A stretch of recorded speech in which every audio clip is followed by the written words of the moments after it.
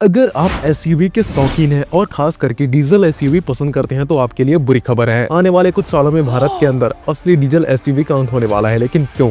क्या सरकार ने डीजल गाड़ियों पर कोई बैन लगाया है या फिर कार कंपनियां खुद ही इन्हें बंद करने वाली है? और आज हम इसी बड़े सवाल का जवाब देंगे। क्या वाकई में भारत में डीजल एसयूवीज की विदाई करीब है, और अगर हाँ तो आखिर इसके पीछे कौन से कारण छुपे हुए हैं? इन सभी चीजों के बारे में मैं आपको बताने वाला हूं। अगर आप भी यहाँ पर सोच रहे हैं कि आपकी पसंदीदा डीजल एसयूवी आने वाले समय में मिल पाएगी या फिर नहीं, तो इस वीडियो को यहाँ पर अंत तक जरूर देखना। हम आज इस वीडियो में आपको हर वो कारण बताएंगे जिसकी वजह से भारत में डीजल एसयूवीज खत्म हो रही है। सो चलिए वीडियो के असली टॉपिक को यहाँ पर शुरू करते हैं। सबसे पहले ये बात कर लेते हैं कि आखिर भारत में डीजल एसयूवी को बंद करने का फैसला आखिर क्यों लिया जा रहा है। तो यहाँ पर सबसे बड़ा कारण आता है जो कि बताया जाता है, वो है बढ़ता प्रदूषण यानी कि पॉल्यूशन। भारत के बड़े बड़े शहरों में यानी कि महानगरों में एयर पॉल्यूशन एक बहुत बड़ी गंभीर समस्या बन चुकी है। डीजल गाड़ियां खास करके एसयूवी बहुत ज्यादा कार्बन डाइऑक्साइड यानी कि CO2 और पार्टिकुलेट मैटर यानी कि PM 2.5 निकालती है, जिससे हवा जहरीली हो जाती है। और यहाँ पर यही वो रीजन है जिसकी वजह से दिल्ली NCR जैसे इलाकों में 10 साल से पुरानी डीजल गाड़ियां बंद कर दी गई है, यानी कि उन पर बैन लगा दिया गया है। और आने वाले कुछ समय में ये पूरा का पूरा डिसीजन यानी कि ये पूरा का पूरा बदलाव पूरे के पूरे देश में लागू हो सकता है। अब यहाँ पर भारत सरकार ने सीधे सीधे डीजल एसयूवी पर कोई बैन नहीं लगाया है, लेकिन धीरे धीरे ऐसे नियम बनाए जा रहे हैं जिससे इन्हें रखना और भी महंगा हो जाएगा। फॉर एग्जाम्पल यहाँ पर सरकार ने BS6 फेज 2 नियम लागू किए हैं, जिसकी वजह से डीजल गाड़ियों का प्रोडक्शन और मैनेजमेंट यानी कि मेंटेनेंस बहुत ही महंगा हो चुका है। कंपनियों को अब यहाँ पर और भी ज्यादा टेक्नोलॉजीज को जोड़ना पड़ रहा है, जिसकी वजह से यहाँ पर कार का रेट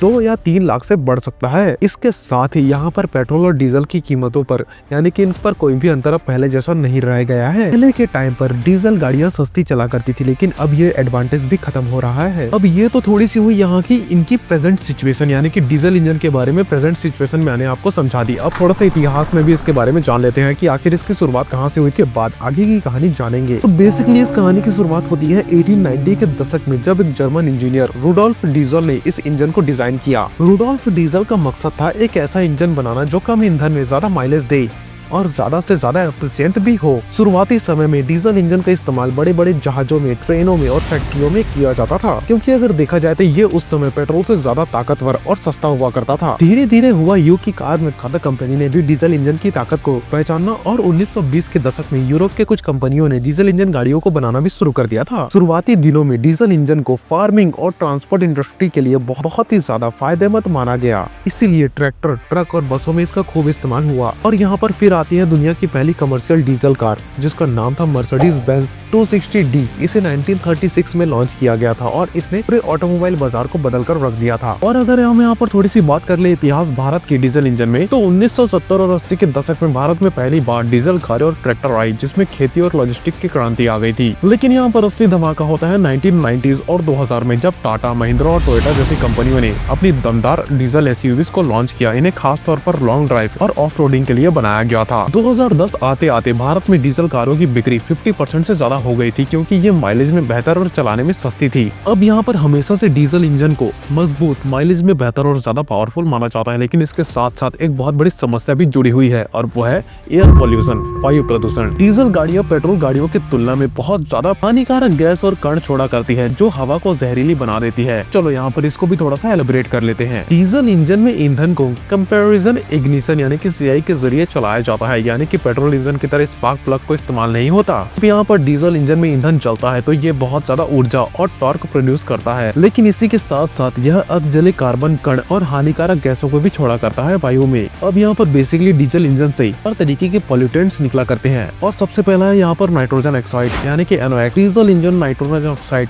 NO और NO2 जैसे गैसों को वापस वायु में छोड़ता है, तो यहाँ पर हवा में मिलकर एसिड रेन और स्मोक को पैदा करते हैं। दूसरा है पार्टिकुलेट मैटर, PM 2.5 और PM 10। डीजल इंजन से काले धुएं, ब्लैक कार्बन के रूप में बहुत सारे छोटे छोटे कार्बन कण निकलते हैं। ये PM 2.5 और PM 10 कहलाए जाते हैं, जो हमारे फेफड़े में और हार्ट की बीमारियों का कारण बन जाते हैं। तीसरे नंबर पर आता है कार्बन मोनोऑक्साइड। अधजला डीजल इंजन कार्बन मोनोऑक्साइड यानी कि CO छोड़ता है, जो ऑक्सीजन की सप्लाई को अच्छी तरीके से रोक देता है और इंसानों के लिए जानलेवा हो सकता है बहुत ही ज्यादा। चौथा आता है यहाँ पर सल्फर डाइऑक्साइड SO2। पुराने डीजल इंजनों में सल्फर की मात्रा बहुत ज्यादा होती थी, जिससे एसिड रेन और सांस की बीमारियां बढ़ जाती थी। हालांकि BS6 फ्यूल में सल्फर की मात्रा अब काफी कम कर दी गई है। यहाँ पर अगर पेट्रोल इंजन से इसकी तुलना की जाए तो यहाँ पर डीजल इंजन कार्बन डाइऑक्साइड यानी कि CO2 कम छोड़ते हैं, लेकिन बाकी के प्रदूषण ज्यादा पैदा करते हैं। और इसका मतलब होता है कि डीजल गाड़ियां पेट्रोल की तुलना में ज्यादा जहरीली प्रदूषण फैलाती है और सेहत और पर्यावरण के लिए खतरनाक होती है। अब यहाँ पर सबके मन में ये सवाल आ रहा होगा कि क्या डीजल इंजन को साफ इको फ्रेंडली बनाया जा सकता है? तो इसका यहाँ पर जवाब है मे बी यस।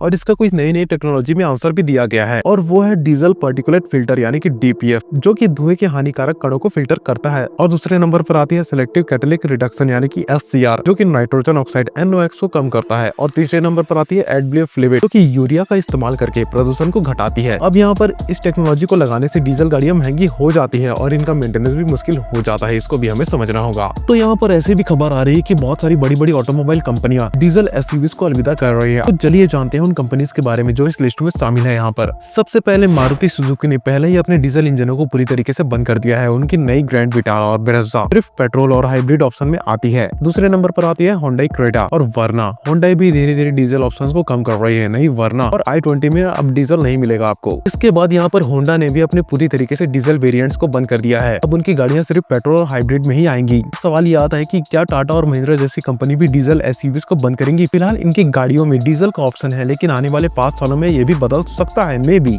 अब यहाँ पर एंड ऑफ द डे ये भी सवाल आता है कि डीजल इंजन की जगह आखिर कौन लेने वाला है? तो दोस्तों यहाँ पर इसका सीधा सा आंसर है EVs यानी कि इलेक्ट्रिकल व्हीकल। और यहाँ पर टोयोटा और मारुति जैसी कंपनी अब हाइब्रिड SUVs पर फोकस कर रही है, जो पेट्रोल से भी ज्यादा माइलेज दिया करती है। और अगर यहाँ पर फ्यूचर की बात करें भारत में डीजल इंजन की, तो कुछ कंपनियां अभी भी SUVs और ट्रकों में डीजल इंजन देंगी, लेकिन मुझे ऐसा लगता है कि छोटी कारों में डीजल इंजन पूरी तरीके से खत्म हो जाएगा। और 2030 से 35 तक कई मेट्रो शहरों में डीजल कारों के ऊपर पूरी तरीके से बैन लग सकता है मे बी। और इसकी यहाँ पर जगह पर इलेक्ट्रिक और हाइड्रोजन गाड़ियां डीजल वाली गाड़ियों की जगह ले सकती है। और यहाँ पर भारत में डीजल इंजनों का भविष्य अब धीरे धीरे खत्म होता दिखाई दे रहा है, क्योंकि सरकार भी इसके ऊपर बड़े नियम लागू कर रहे हैं। और आने वाले समय में इलेक्ट्रिक, हाइब्रिड और क्लीन फ्यूल वाली गाड़ियां डीजल को पूरी तरीके से रिप्लेस कर सकती है। तो दोस्तों ये थी डीजल इंजन की पूरी कहानी, इसकी शुरुआत से लेकर आज तक के सफर तक। और क्या आपको लगता है कि डीजल SUVs को बचाया जा सकता है या फिर इलेक्ट्रिक गाड़ियां ही भविष्य है हमारा? नीचे कमेंट में अपनी राय जरूर दीजिएगा। और अगर आपको ये वीडियो पसंद आया तो इसे वीडियो को लाइक करना मत भूलिए, और ऐसे ही रोचक वीडियो के लिए हमारे चैनल को सब्सक्राइब करें और उस बेल आइकन को दबा दें। तो मिलते हैं अगले और किसी वीडियो में, तब तक के लिए सुरक्षित ड्राइव करें।